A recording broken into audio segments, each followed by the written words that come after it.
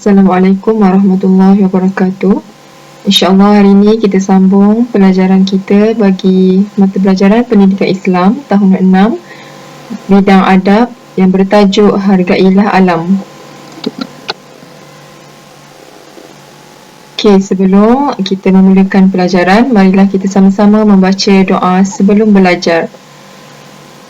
Bismillahirrahmanirrahim. Allahumma aftah alaina hikmataka wanshur alaina min khazaini rahmatika ya arhamar rahimin.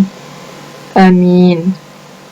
Okey, untuk lebih faham, murid-murid boleh merujuk buku teks Pendidikan Islam tahun 6, tajuk Hargailah Alam, muka surat 183. Okey, seterusnya kita akan lihat objektif pembelajaran. Objektif pembelajaran bagi tajuk ini iaitu murid akan dapat yang pertama memahami maksud alam sekitar, yang kedua mengetahui adab-adab dan kepentingan menjaga alam sekitar. Baiklah, mari kita lihat apa itu alam sekitar. Alam sekitar ialah semua sumber alam ciptaan Allah. Contoh, sungai, lautan, tumbuh-tumbuhan, udara dan sebagainya. Seterusnya kita akan lihat adab-adab terhadap alam sekitar. Adab yang pertama iaitu mengawal aktiviti pelepasan asap daripada kilang atau kenderaan yang mengandungi bahan kimia berbahaya. Okay, contohnya asap kenderaan yang mempunyai CFC yang mana boleh memudaratkan ekosistem alam. Seterusnya asap kilang. Asap kilang apabila melebihi had juga akan menyebabkan lapisan ozon menipis. Pencegahannya adalah menggunakan alat kawalan pencemaran udara. Seterusnya, adab terhadap alam sekitar yang kedua iaitu mengurus aktiviti pembuangan sampah sisa toksik dan pepejal secara sistematik dan terkawal. Caranya iaitu dengan pungutan sampah dan sisa bahan kimia secara berkala. Adab yang ketiga ialah kita hendaklah mengawal aktiviti penebangan pokok. Penebangan pokok yang tidak terkawal akan menyebabkan ekosistem akan terjejas. Okay, cara untuk menyelesaikannya iaitu penebangan pokok dilakukan secara terancang dan terkawal.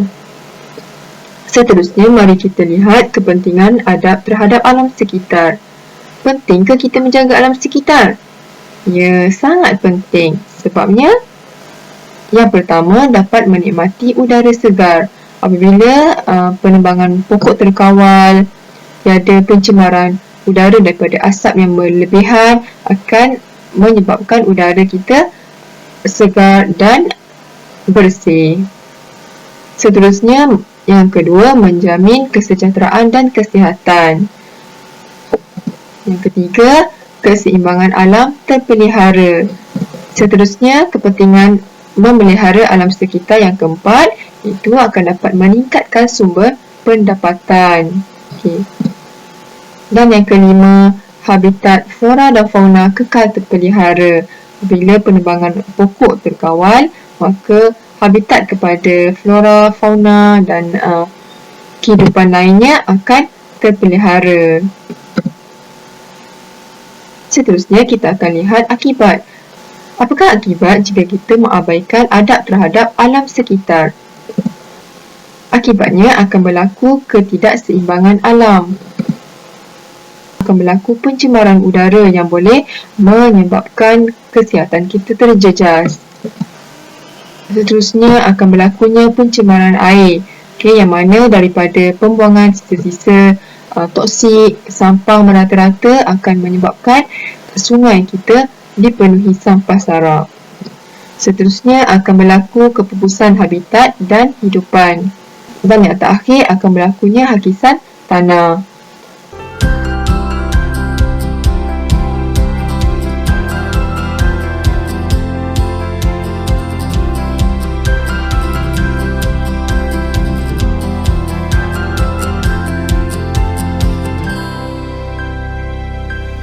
Sebelum mengakhiri pelajaran kita pada hari ini, Ustazah ingin berkongsi satu petikan firman Allah Subhanahu Wa Taala daripada surah Al-A'raf ayat 56 yang berbunyi, A'udzubillahi minasyaitonirrajim wa la tufsidu fil ardi ba'da islahiha, yang bermaksud, dan janganlah kamu berbuat kerosakan di muka bumi sesudah Allah menyediakan segala yang membawa kebaikan padanya.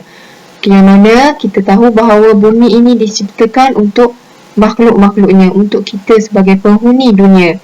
Jadi, kita sebagai penghuni yang Allah pinjamkan segala nikmat yang ada pada bumi ini, hendaklah menjaga bumi dan tidak melakukan kerosakan di bumi. Seperti vandalism dan apa sahaja yang membawa kemudaratan kepada bumi dan alam sekitar kita.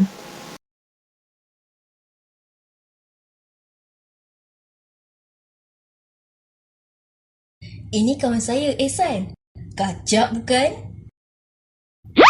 Ehsan, kenapa buang sampah merata-rata? Alah, plastik je pun. Rupa kacak, tapi perangai tak seberapa kacak. Plastik je kau kata, Ehsan. Meh tengok apa kesan kau buang sampah merata-rata. Tengok sampah tu masuk longkang. Dalam longkang pun banyak sampah. Lepas tu, sampah tu mengalir ke sungai. Ya adalah orang gotong royong bersihkan sungai tu. Kalau ada orang kutip, baguslah. Kalau tak ada, semua sampah yang banyak-banyak tu mengalir pergi ke laut. Kat laut tu pula banyak ikan. Diorang bukan tahu pun plastik tu apa. Main makan je. Tengok. Sampai ikan tu mati sebab makan plastik yang kau buang. Kat laut tu tempat nelayan tangkap ikan. Tengok habis tercampur dengan ikan yang mati tu. Nelayan tu pula pergi jual semua hasil ikan tu kat orang. Habis dia proses ikan tadi jadi sardin. Lepas tu pergi jual pula dekat pasar raya. Cuba kau bayangkan, kau yang malang beli sardin tu nak buat sarapan. Lepas tu kau sakit perut sampai masuk wad.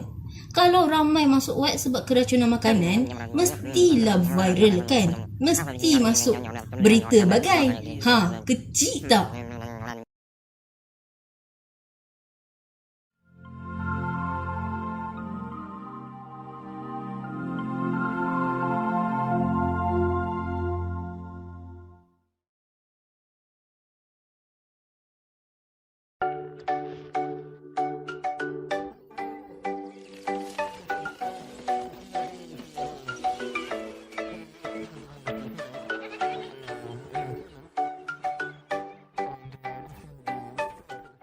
Baiklah, itu saja perkongsian Ustazah untuk tajuk Hargailah Alam.